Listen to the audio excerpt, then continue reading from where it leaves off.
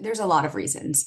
I would say really one of the core ones is common overlapping symptoms. So a lot of these patients will present with fatigue, joint pain, hair loss, and fever, rash, etc., that can mimic many other diseases or numerous diseases.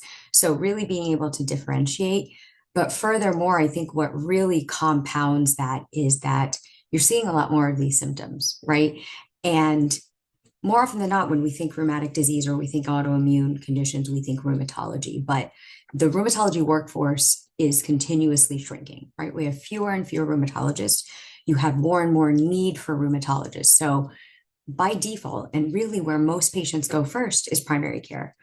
Unfortunately, within primary care, most of these physicians just don't have as much awareness or even education. I think if you were to, we could probably pull up numerous studies that show the number of hours that clinicians actually spend on understanding rheumatology or autoimmune conditions within medical school. So it's small, right? And so really this awareness piece is critical. So just not having the awareness, and then furthermore, these patients presenting with symptoms that can present like many other diseases. Another piece is not just understanding the symptoms, but understanding the diagnostic tests that are available. What are the diagnostic tools and tests that are available?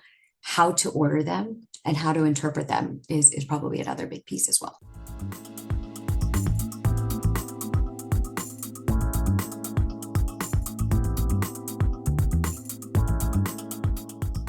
Fibromyalgia is probably one of them. Multiple sclerosis. If a patient has lupus, I've read many studies where they're diagnosed with RA.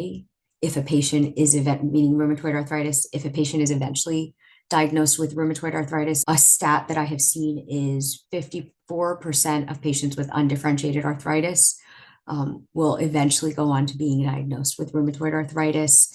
Depression, right? Because, some of these symptoms, like they go in ebbs and flows. So really being able to understand it. And then these patients depression can also provide an onset of some of these non-specific symptoms, skin conditions, rashes, things like that.